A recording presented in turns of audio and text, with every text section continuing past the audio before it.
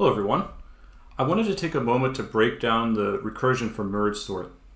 And I've explained recursion in a lot of different ways in class, but something came up in office hours today and a new way of explaining it that I think might help some people who are still confused. So I want to go through that.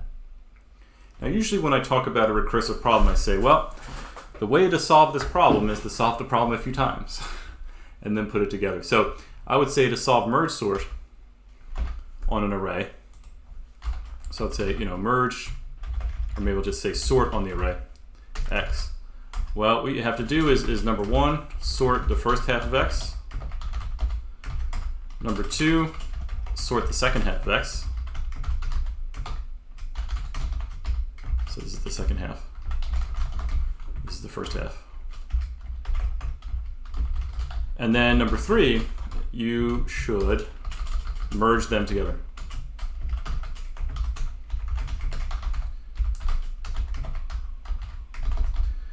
So that's the three-step plan.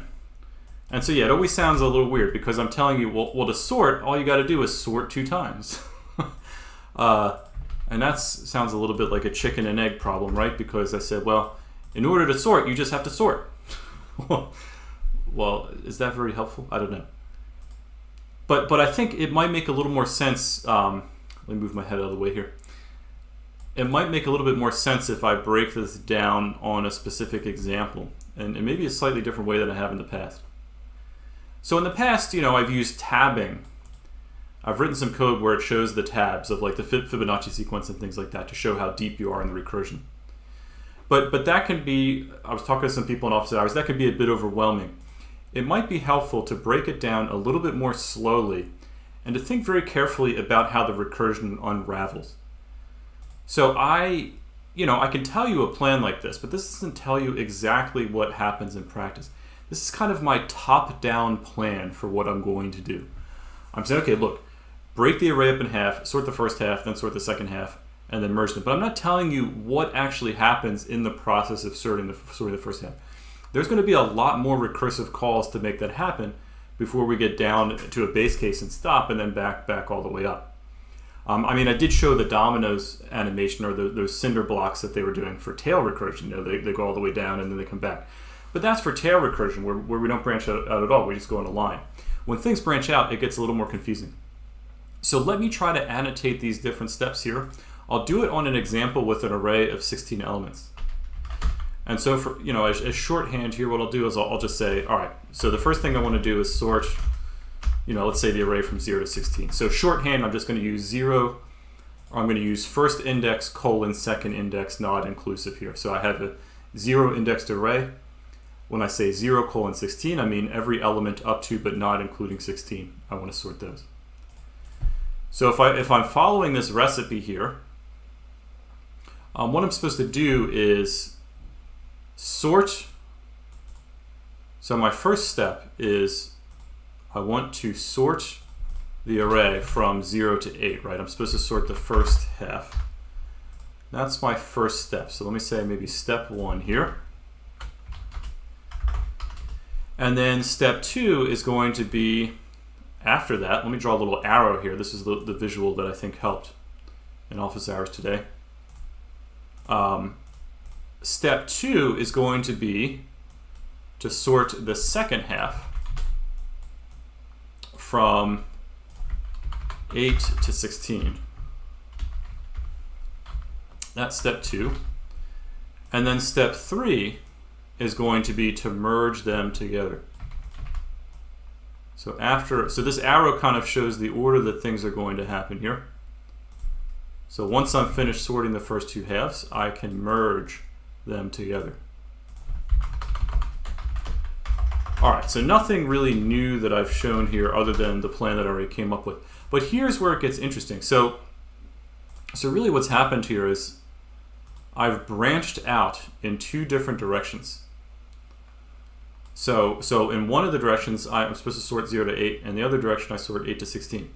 Actually, though, before I get to sorting 8 to 16, I have to finish this. So the way that the recursion actually unravels is that this 0 to 8 breaks out into two of its own little steps. I'm going to call this 1.1 here.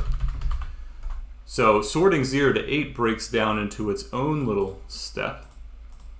Step 1 there. And then step maybe 1.2 here is sorting 4 to 8. So that's going to happen here. So this problem actually branches out. And then once that's finished, same thing, I'm going to merge those together. So I'll merge 0 to 4 with 4 to 8. Okay, and that's my step. Maybe I'll call it 1.3 here. So to finish step 1, there's actually 3 other steps I have to finish. And those happen before I even start step 2.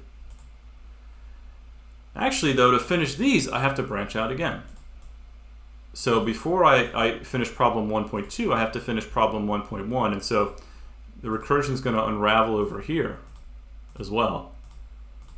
And I will end up sorting 0 to 2. Maybe I'll call this 1.1.1. Sorting 0 to 2. And then I also have to sort 2 to 4. So maybe I'll call this 1.1.2. And then those get merged together. And finally, yeah, so once I finish that merge, so I'll say this is 1.1.3 here. Now it's getting a little bit crowded, but hopefully you'll see the pattern. Because now I have to finish this problem, and actually now I'm finally going to hit a base case where I don't even need to merge. I just stop, because this is going to branch out into 0, 1, 0, 1, which is a base case, and 0, 1, 2, which is a base case. So once I get down to arrays that only have one element in them, I stop. So finally, this problem actually finishes, and what'll happen is I could finally go back up and finish this step here, which means I'll proceed to this step here, which has its own base cases, sorting 2 to 3, which is just the element in index 2, and then sorting 3 to 4. So here we sort 2 to 3, and then 3 to 4. And now I'm completely finished this problem. So I'm finished this problem, I'm finished this problem, and now I can merge them. And now I'm finishing the overall problem, sort 0 to 4. All right, so now I'm finished this problem, and I can go over and do this one. And this one's going to branch out in a similar way. I'll finish that, I'll come back up here, then I can finish that problem. And once I'm finished that problem, I finish this, and then I can start over here. So it just branches out that way until you get to a base case. I think here, though, what's happening, maybe what helped in office hours when I was explaining this is to actually see these arrows pointing the order that you have to do things. So you got to do this before you even start doing this. So when the recursion unravels, you have to finish doing this problem. Well, this problem actually branches out into its own things with the precedence here. This one's supposed to happen first. Well, that unravels it to its own things, which also have precedence here. And so actually the first thing to actually finish is the element at index 0 here, 0 to 1. And the second thing to finish is 1 to 2, and 2 to 3, and 3 to 4. And if you kept doing the recursion, you would see that that the problems come out in that order there. All right, so I hope that helps a little bit to explain recursion maybe in a different way from other ways that I've shown it. And let me know if you have any questions. I think this stuff is very cool. I love talking about it.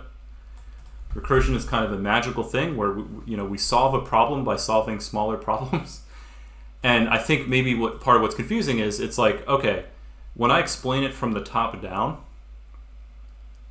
I'm sort of saying, let's assume that I could do this. I don't know how I'm going to do it, but let's assume that I could do it. And then I'll put the solutions, the smaller problems together somehow. But I think it's also helpful to see what does the computer actually do. So when I say, okay, I'm assuming I can sort from 0 to 8, I'm assuming I can sort from 8 to 16.